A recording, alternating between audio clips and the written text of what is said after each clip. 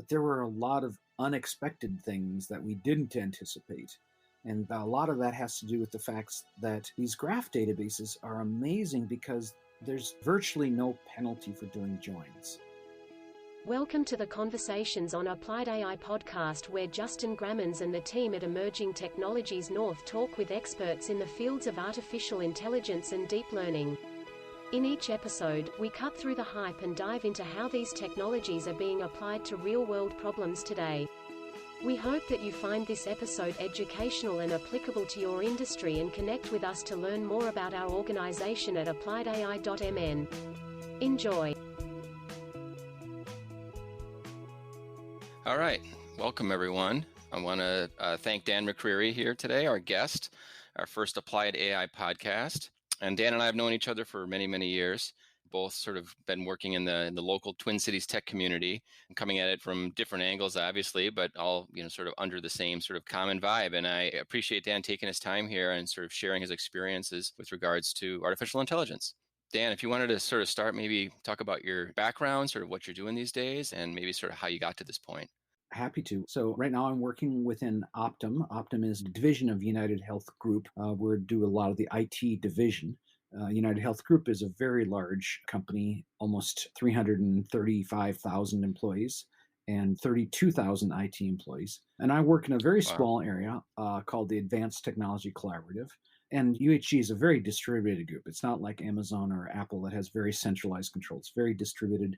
We buy about 40 companies a year, and we buy them often just for their data. And the job of the Advanced Technology Collaborative is to scan the horizon for technologies that are going to be relevant 2 to 5 years out and help our business units decide which ones are relevant. The bulk of a lot of our work is directly related to AI. And the rest is almost indirectly related in some ways, getting more data to power our AI engines. And what we're really focusing on now is getting more data, more connected data, and then allow our data scientists, we have 3,200 people with the title of data scientist, faster access to high quality connected data to build machine learning models all over the organization for every possible thing related to healthcare, in the clinics, in claims, in providers, in networks, or contracts. We're trying to be driven by predictive analytics and machine learning. Awesome. Very cool. So how would you define AI? I mean, AI is a pretty broad scoping term in the context of what you guys are doing, and maybe just your own personal context, if you're to sort of explain it to a layman or laywoman. Yeah. Layperson, yes. Layperson, there you go. Yeah, it is a very broad thing. And I think what's important about the definition of AI is it changes every month. It's something that's always changing based on what people used to think was difficult is now commonplace. And things that are just beyond what we can comprehend are considered AI. So my best example is Alexa. 10 years ago, we couldn't just talk to our home audio system and do various discussions and get the answers back and have it almost be an interactive system. I was just checking to make sure my Alexa was turned off. I've had that happen, right? Talk about always listening. Yes, exactly. But it's one of these things where every year, what you used to think was AI 5 years ago is now just part of everyday an appliance. It's part of our environment. And there's a lot of things happening behind the scenes. What's important for me about the definition is that a lot of people that are new to the field are only associating AI with machine learning. And I think that's a big mistake. Machine learning, and specifically deep neural networks, have really dominated the industry and a lot of the new developments. But it's not everything. I'd say 80% of the innovation has really come from there, but there's still about 20% of areas that are coming from symbolic reasoning and inference and connecting data sources together and then being able to traverse that in a lot of the predictive algorithms that we see in knowledge graphs. I think those are very complementary to things that are in AI. So it's a changing field all the time. Nice. Yeah. Yeah. Very good. And I think we'll talk a little bit about the knowledge graphs and stuff like that pretty soon here. But one of the things that you and I were sort of kind of going back and forth before we had this podcast was, you had talked about Optum kind of transitioning from a batch mindset to maybe real-time point of care clinical Right? decision support. Yeah. Is there, I guess in one case, maybe you could sort of elaborate a little bit more on this real-time aspect. And do you think AI needs to be real-time to really be AI? That's a little bit of a side question, but yeah, I'd be curious to see what you think. That's really important. So, right now in healthcare, in the United States, we're dominated by this thing called fee for services. And fee for services is every time you go and have a procedure done, maybe an eye exam, a health checkup procedure, every time you go to a hospital, they code everything that happens and they get reimbursed for the number of procedures they do. And the more procedures they do, the more they get reimbursed. So there's no incentive systems in place to limit the number of procedures that are maybe borderline. Maybe they're not really necessarily. If they're clearly not necessary, that's fraud, but there's a huge amount of edge cases. My wife had a spot of indigestion a while ago, and she went in and they did $13,000 of highly invasive tests just to make sure it wasn't heart related problem. Wow. And if they really would have looked at the data and her Fitbit data and all those, so she had a very, very healthy heart. Mm, There was no real reason to do $13,000 of tests. And that's a good example of how the old way is doing. Now, what we're trying to do is move to this thing vertically integrated, where Optum doesn't just do the claims for companies. We actually own the clinics. We pay the doctors and the nurses as our staff, they're full time employees, just like Mayo Clinic has full time doctors, and that we also provide the insurance, which means that we are highly incentive to give high quality care and yet also minimize unnecessary procedures. mm, And gotcha. that studies in general, those are called ACOs, accountable care organizations. The general studies that ACOs are about 30% less than fee for services. And so what we're trying to do is transition that. And that means we have to buy clinics. But what's important about that is when a physician or a physician assistant or nurse makes a judgment about what tests are necessary, what drugs are required, they'd like to be able to use data. And the point is, you can't run a batch job overnight and say, according to your symptoms and your clinical history and your entire genome and all your background, we're going to come up with the right drug for you tomorrow, right? That just doesn't fly, right? It's when the people are using that electronic medical record system and they say, well, we're going to give you a prescription for an antibiotic. And what they might do is they might have a deal with the local drug company and they'll give you a very expensive drug. Or what if we could tap into the entire equally effective settings and give you the least expensive drug? The point is, we have to do that. We have about 100 milliseconds to make sure there's no lag in that drop down Huh. list. 100 Wow. milliseconds. And that's what we call real time clinical decision support. Now, we're not trying to take over the job of a physician or nurse. What we're doing is give them a ranked list of options and the pricing associated with that to help them make better decisions and then also explain it, right? So we can't just make a recommendation. Our AI has to explain why. And the reason why is that we use real world evidence. Real world evidence is a term that we're using over and over to say, gee, we have 200 million people in our database, and we've extracted the 20,000 that are most similar to you, and we've looked at their profiles of which drugs are most effective, and here are the ones that we are recommending. And then we let them choose and make those decisions. But there's a lot of decision and data behind all of that information. So it's going to be where we can't just think about it overnight and do analysis. We need to do it in about 100 milliseconds. And that means that our infrastructure has to be much more robust, much richer, and be able to do comparison, what we call similarity calculations in real time. Gotcha. Wow. Yeah, that's fascinating. And so, how long have you been working in healthcare? Because there's a lot of terminologies I'm sure you've picked up along the way, and acronyms and all that type of stuff. So, Yeah, and if I dive into acronyms without explaining them, well, just stop me and I'll try to define them. But I've been on and off in healthcare about 15 years, and then the last 7 years really focused in on large scalable data strategies for Optum, and then in the last 2 years really shifting towards the clinical. And I just tell you, clinical is an incredibly deep field.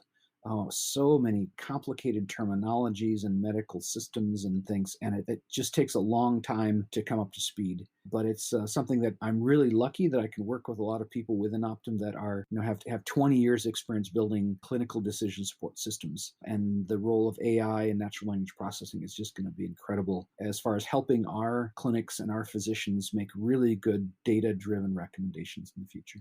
Yeah, yeah, for sure. So when you need to make this decision in 100 milliseconds, obviously there's a ton of data that you are going to be trying to pull in and analyze, and maybe this is where the knowledge graph and all that stuff sort of comes into play. You want to explain a little bit how that works? Yeah, absolutely. So let's talk about the old way that we used to hold clinical data. In ancient times, we Hmm. used stone tablets, right? And we carved our records in rows and columns in the Sumerian tablets. And those rows were Ashuk, Oz, Alak, 50 bushels of grain, right? And we always stored those data in rows and columns. And for the last 5,000 years, we have been doing rows and column oriented data. That means going back to punch cards and punch cards going into flat file systems and flat files being run by COBOL and copybooks and things like that.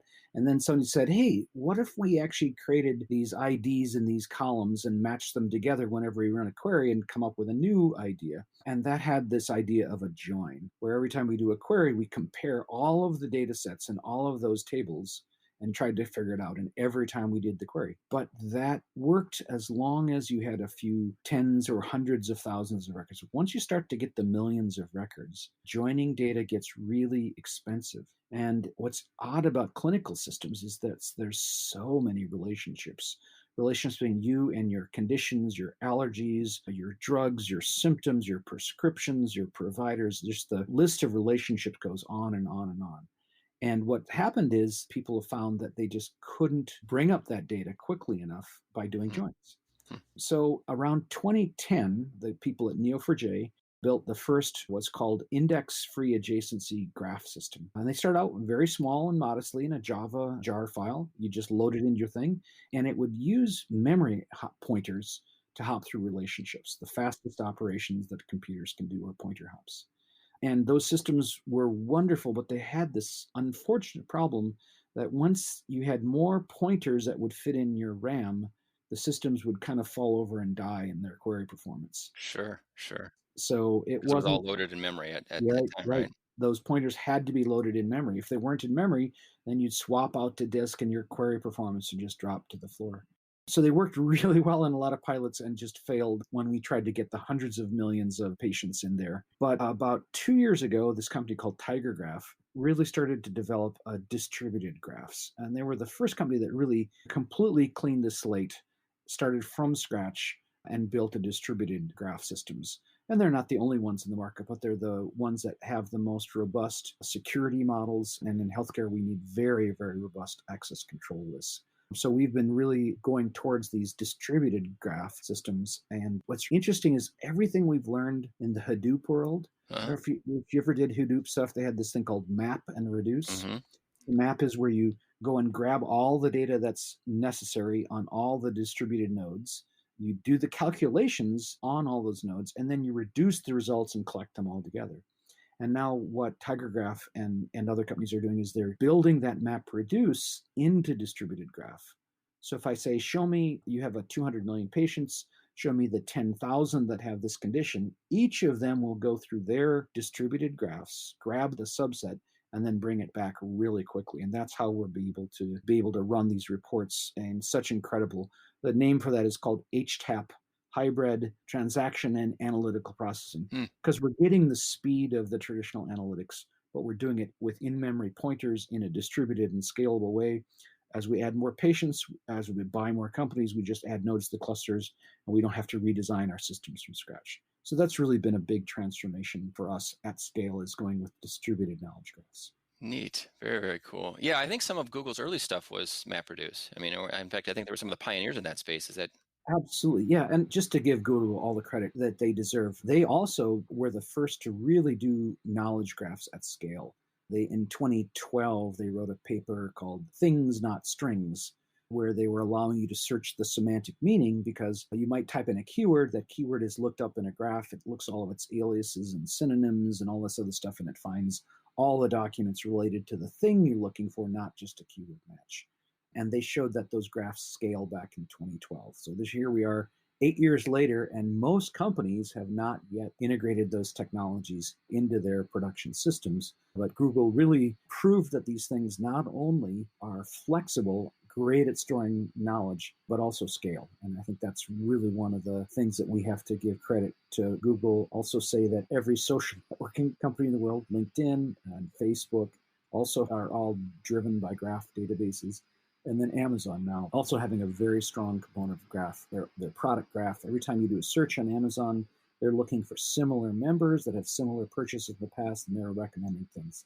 So those similarity algorithms are core to everything. Anytime you sell products online now, if you can't do real-time recommendation in that 100 millisecond window, right, that you're not going to be as competitive as other companies in your sales. You need to have all that information about every one of your customers tied together, just like our clinical systems, so that you can make product recommendations. Yeah. Well, and the sea of data is only going to be getting larger and larger, right? So Right. if you might be able to scale today on some other system, but just look another 1, 2 years down the road. I mean, data's coming in exponentially faster. So you Yep, got something that's it is. it's gonna have to withstand the deluge of data coming. Well, you and I have been doing IoT work now for 5 years together. We wasn't Hmm. 5 years ago, Justin, that we did our first IoT hack day, something like that. Yeah, yeah. I think it was fall of 2015. Yeah. Yep, exactly. So yeah. And what that shows you is that these sensors are getting lower cost every year. Microphones are getting higher quality. The deep field listening algorithms, so you can have a little microphone in one part of your house, and yet it can understand sounds across your whole house. That's just amazing technologies that are continuing to get better every year. And the ability for us to do sensors in the home, especially now, this is in the COVID times, right? We're in the middle of the COVID pandemic. Hmm. Wouldn't it be nice if we could stay connected to our seniors, care providers in their home without having to go into these centralized nursing homes where all the tragic contagion goes back and forth? Those are Right. all things that we're trying to do to make it easier for people to stay in their home. IoT is going to give us a lot more opportunity. Every time they turn on a switch, we can monitor that. Every time they get in out of bed, we can do bed sensor monitoring. Every time that they open their pill box, we can grab that information. So yes, there's going to be a lot more information about medical adherence in the home, and those are big things that are going to help us in the quality of care for our communities. Yeah, excellent. Excellent. So I think I've read a couple of your blog posts, and I think you sort of call the enterprise knowledge graph EKGs. Yes, right. Right. So it's, which I think is great. I love the terminology. I think you mentioned it's also sort of sensing sort of the lifeline or the heartbeat, I guess, right, in some way Yeah, of your the organization. heartbeat of your organization. And when we went down this journey, there were a few things we were hoping for. We were hoping for better query performance. We were hoping for easier to tie this data together. But there were a lot of unexpected things that we didn't anticipate. And a lot of that has to do with the fact that these graph databases are amazing because there's virtually no penalty for doing joins, right? And when we first started doing this, remember, I'm an old relational guy, and we try to use a lot of our things. Well, let's just pretend every vertex is a table, and we'll put all the columns together there, and blah blah. And we made a lot of mistakes. What we found was that if we didn't model the world in reality, we call highly normalized, Hmm. where every real thing is its own vertex, then we couldn't reuse our models. They would break. They didn't really work correctly. Well, if we did our job correctly and we said everything in the real world should be a vertex, it turns out that everybody can share the same model. There are many ways to optimize performance, but there's only one way to model the truth of the world. And once you find that truth, then everybody can use it if there's no penalty for join. And so we've been just absolutely stunned about how many business units, once we model the world right, can share the same model. They don't need to grab their own set of data and build their own mini data mart and hire their own analytics and have their own model, and their costs just go up and up and up, because then they have to load the data and maintain the data and check the data quality. If we do that once for everybody, costs go down dramatically. Wow. So these scalable enterprise knowledge graphs have really started to change the entire cost models. And cost models are really why AI is used in practice, because it's lower cost than doing these rules by hand.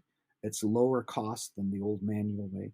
And what we're finding is that the chargeback rates that our IT has for our business units is sometimes 1/10 of the old Hadoop days, where you have to have all the different representations based on your different query performance tools, the star schemas and the OLAP cubes and blah, blah, blah. Now, all of those reports can happen relatively quickly in that 10th of a second interval, with some exceptions. Yeah. But it's been revolutionary.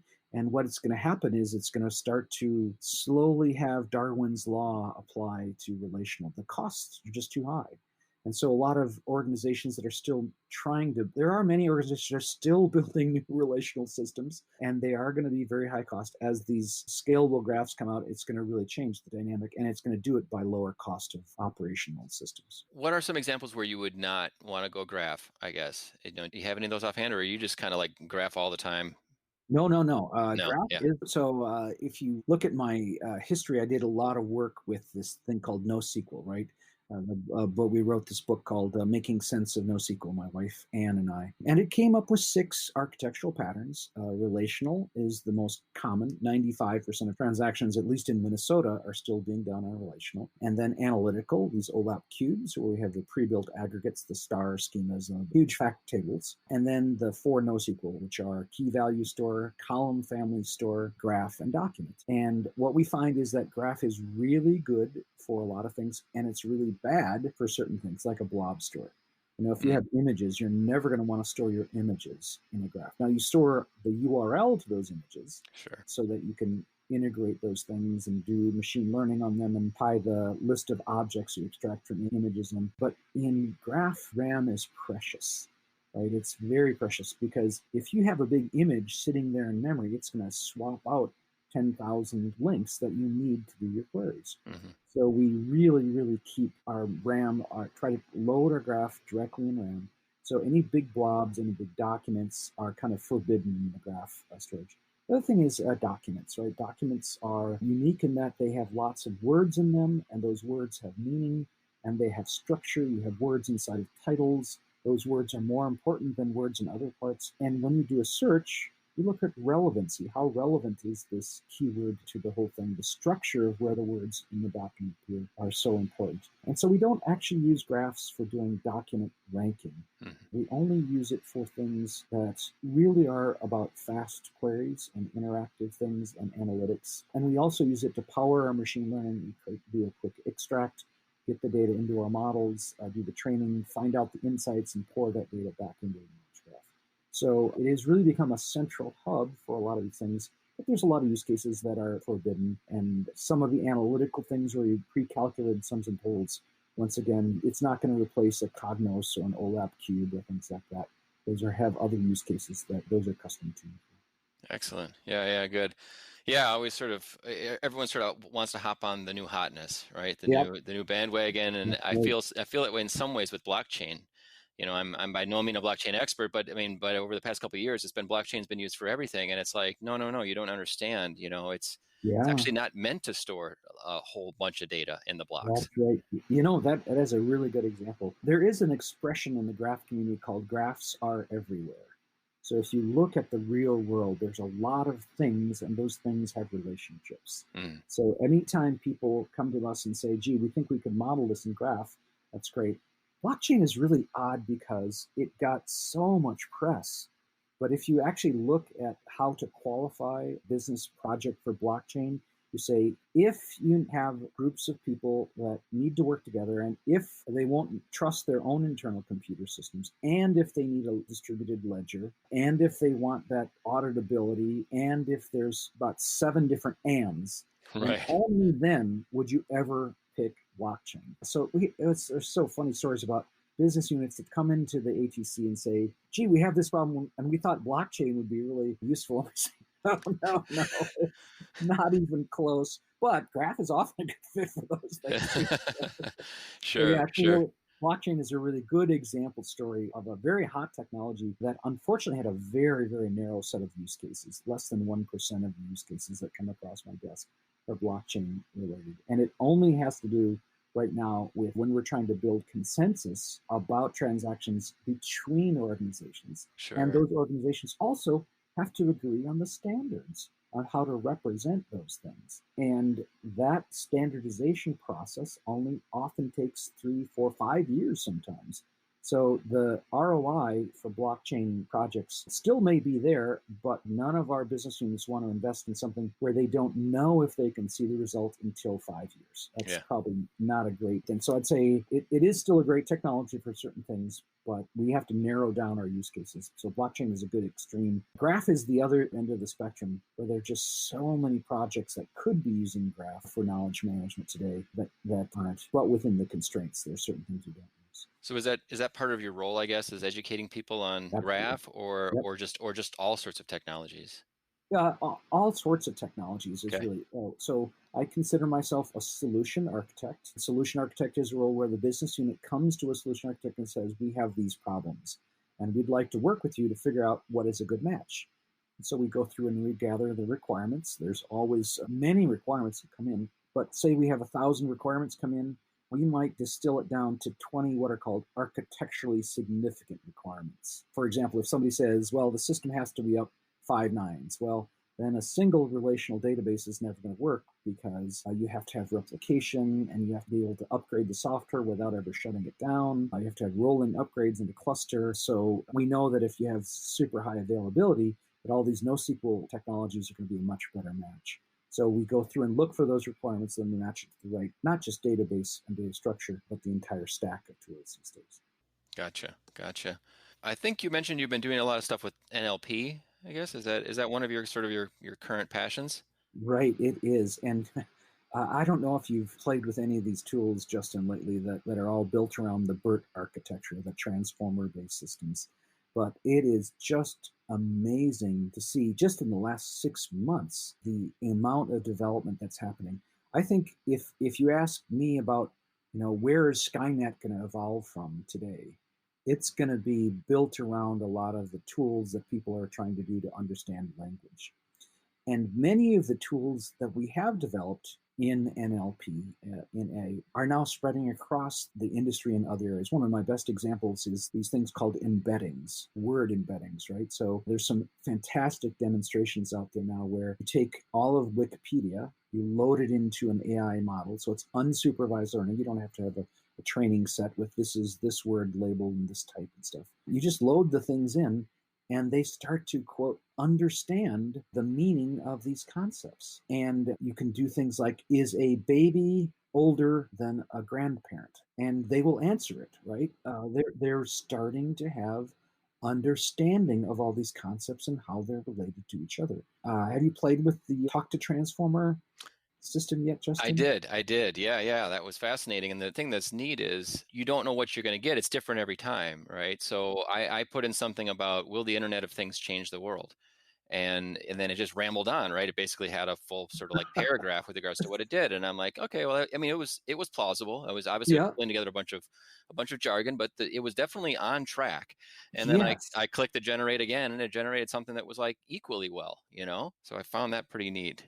Yeah. So that's a really good example of a very large corpus of text fed into this very large system, GPT-2, done by OpenAI, and it's really starting to understand things. And what you found is that if you type in something in a totally different domain, so you typed in something about rock music, it will write you an essay about rock music. If you type it about kids' fairy tales, it'll write you a paragraph about kids. So it knows about all these related concepts. And if you put in the name of a rock band, it's going to know similar bands that were also in rock, Hmm. right? So that's just really freaky to me about how these neural networks that are behind this are getting close to understanding. Now, the sad thing about that is that they've been using a lot of brute force and massive tens of billions of parameters in their neural network models. I always remember the human brain is about 82 billion neurons. Right, 10 billion is getting in the same order of magnitude, but it takes tens of thousands of dollars to train those models, Right. which means that all of the other researchers around the world are falling out of the race, right? It's just Google and Facebook and Amazon and a few other organizations that can afford to blow $100,000 to build a model are now doing this work. But now we have another innovative group of people that are saying, well, you guys are very wasteful. You're using brute force. If you're really clever, we can prune these networks and we can do all these other things to make it much smaller and yet still get close to the same results. And what you see is that there's just tons of innovation happening. So it's not just brute force and pruning. And a lot of the papers that are coming out about making your networks much smaller and yet still precise, I think are great areas for research. And every time some of those new papers come out, I'm very interested to see whether we can, actually train a good natural language system for $10,000, not $100,000. Right, right. I mean, I've always thought that brute force at some point falls down, right? I mean, I Right. don't think it's the answer. It's the end all be all. That's right. Yeah, you can have brute force in the size of data, the number of GPUs you have, the size of your network, the number of layers, the number of parameters, all sorts of ways to do brute force. And sometimes they have to scale up together. And in general, they are getting better results. But the question is, are they building models that you can actually deploy? Right? Because you can't take 100 billion parameter model and deploy it on a cell phone anymore, right? Right, right. Well, you can do inferences on this huge data center. So we do need to have small, light networks. And you know what it says to me, Justin, is that the human brain is still just an absolutely amazing thing. That every night that we go to sleep, and the theory is that we learn a lot during the day, and at night when we sleep, we prune our neural networks so that Interesting. they're more efficient. Now, once again, that's a theory. Theory, It's yeah, yeah, yeah. we don't really understand it. But what it shows you is that we're just at the beginning to understand the process of learning and training these artificial neural networks. And there's just such a wonderful opportunity. I almost wish I was a grad student today so I could spend a lot of time just studying these algorithms and make some innovative contributions. Because a lot of the contributions that are coming in aren't just the PhD researchers deep within DeepMind at Google. They're coming from Canada. A lot of the people that Geoffrey Hinton trained, a lot of the places that are really still looking at it in an innovative way. So I think there's a great opportunity for young engineers to continue to try to understand the dynamics of these things and to be innovative. I can't wait to see some of the models. A lot of people are saying that these models, as they get better and bigger, we are going to see an inflection point where they really start to understand, and we can ask them questions in a chatbot, and they are going to give us answers that are reasonable. The Turing test?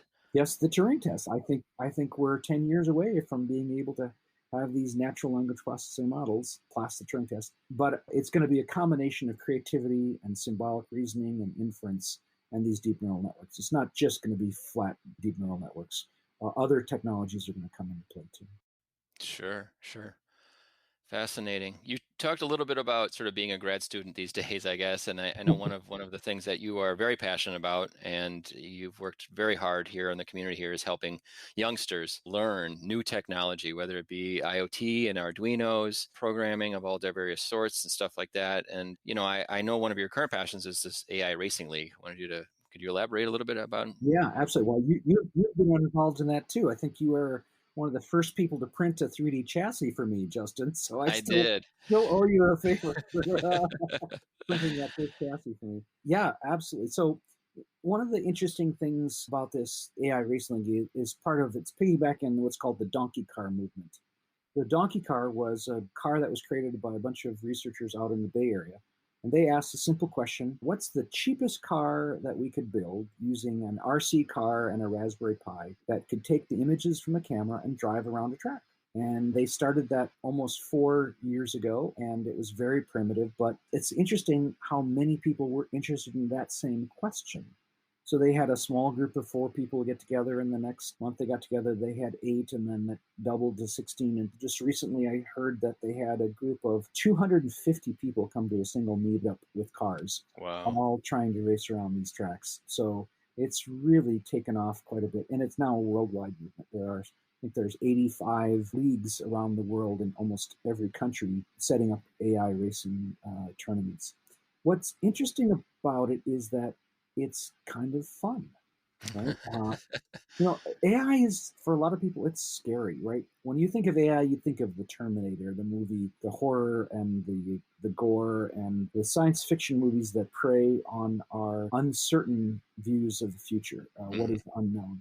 But in reality, AI can be fun. and it can be very beneficial. And within Optum, I have product managers I work with. And I had a lot of product managers who said, well, I've heard you're doing work in AI. What exactly is that? Mm. And is there any way I can learn more? And so we've decided to let all of our product managers go through this AI racing league so that they can just have a feeling of what it is to drive a car around, gather some data, run it through a GPU, build a model, take that model, stick it on your car, and hit the auto drive.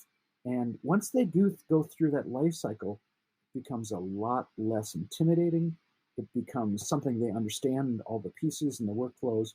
And those are the same things that we're trying to do to our high schools and the teachers in our high schools that are trying to set these things up. And it goes on to not just AI, but it goes to a broader thing of data literacy, right? Mm.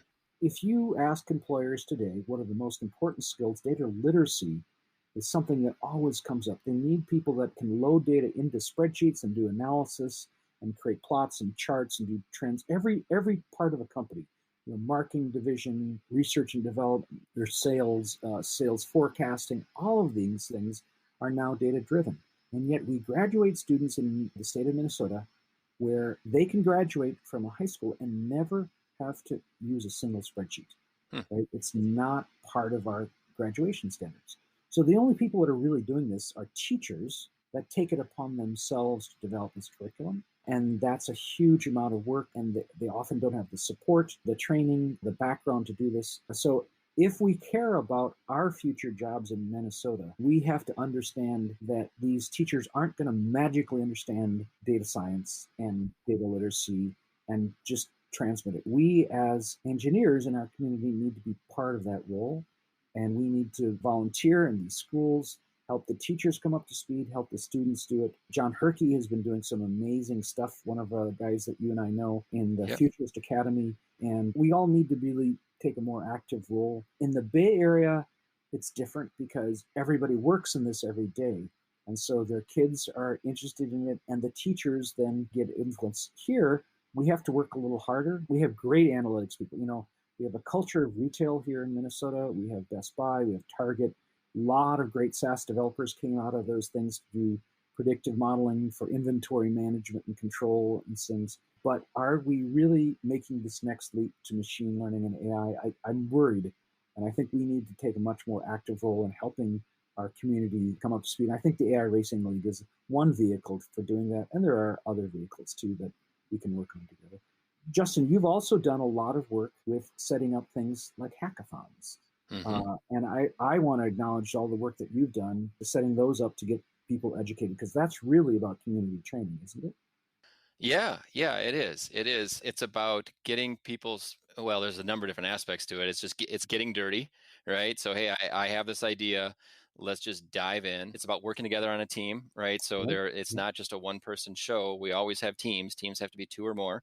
Sometimes they grow up to be 8 or so. And then, there's the whole aspect of having a deadline. I like to tell people I joke around because my basement is littered with tons of projects. Since I didn't have a deadline, they just kind of ended. And then the last part is just having fun, right? So yeah, it's just, sort of enjoying the day and sort of building stuff together. And so, yeah, we've had a lot of fun focused on doing IoT hackathons. And I think as we sort of evolve the group and evolve what we're doing, I see us doing a lot more in sort of the AI space as well. Yeah. So the evolution of these devices, from Arduinos to Raspberry Pis to the NVIDIA Nanos that we have 128 CUDA cores directly on a $99 edge device. And I think right now you can get something that has almost 10 times that power for about twice as much now, for about $200. Those devices are just going to continue. And I think our hackathons, we need to have teams that are pre-trained in how to use the NVIDIA Nano and come in with their data or show them how to build a machine learning model. And the best thing is cameras, right? There's so many image recognition where you can have people walk by a camera and count the number of faces that come out. And those are just out of the box computer vision algorithms. They are. So we want to get more of those into our IoT devices. Yeah. And it's almost magical when people see it the first time. They're like, wow, it can really pick that out. and Right. it's like, wow, yeah, yes, actually, we just sort of, I guess, collectively have gotten really good at getting a lot of images of cats and dogs, Yeah. and of human faces. I mean, it's amazing. Google Photos, I'll take a picture Yeah. of one of my kids, and it'll realize that it's him. Yeah. Of course, the kid's faces change over time, but it's amazing how accurate it is. Yeah. What's amazing about Google Photos is every month they add new algorithms to understanding how to label photos. Recently, I typed in sunset. I was looking for a sunset picture for a background, and I found not just sunset, but other images that were also very relaxing. So I just typed in the word relaxing. Uh, So I typed in an emotion into Google Photos, and it could associate emotion with those pictures. So wow. that shows you that they're really, really, every month they're getting better and better. If people haven't played with Google Photos, it is just freaky to see the quality of the labeling that they have for those images and how they're doing the same embedding for pictures that we're trying to do for our patients, right? Break it down into a set of vectors and compare those in distance for similarity. Every word now can be associated with a set of concepts that when you type in, and you can associate those concepts with a dimension of those pictures. So it's really, really cool to see. Yeah, yeah. Well, some closing thoughts, I guess, from you. You touched a little bit on the AI Racing League. Obviously, if any people that are interested in that, I'll make sure to include links and stuff like that to the liner notes here on the podcast.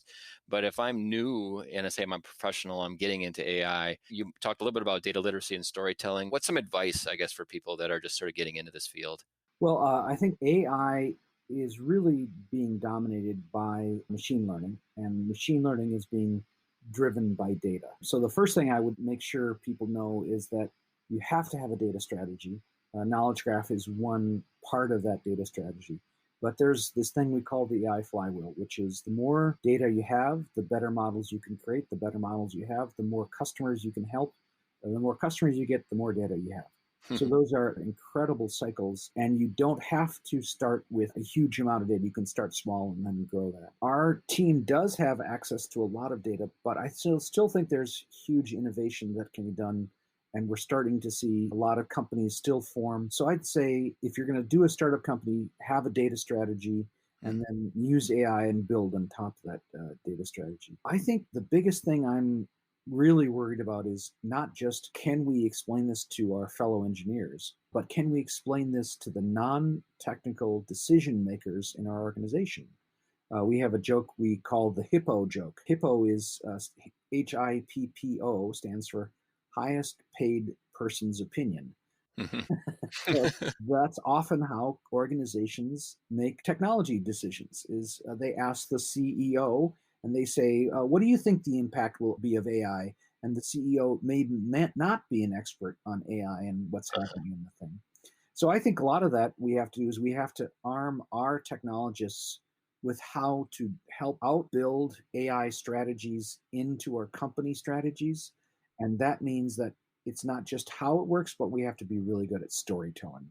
All of our decision makers need to hear these stories over and over, and we need to tie those stories together with really good, compelling demonstrations of how this works to help them remember the stories when they're in the boardroom and being quizzed. Well, what's going to be the impact of AI on our product line? Those things are things that I hope our Minnesota companies really embrace, getting AI people to influence the decision makers if they can't even be on the boards, which would be ideal, I think, but it's not going to happen overnight. Sure, sure. Well, excellent, excellent. Thank you so much for all this, Dan. Now, I don't know, do you have anything else, I guess, that you'd like to add? I mean, we covered a fair amount of ground here today, and we're about 50 minutes or so into the conversation. But yeah, I'd like to open it up and see if there's anything else you wanted to talk about.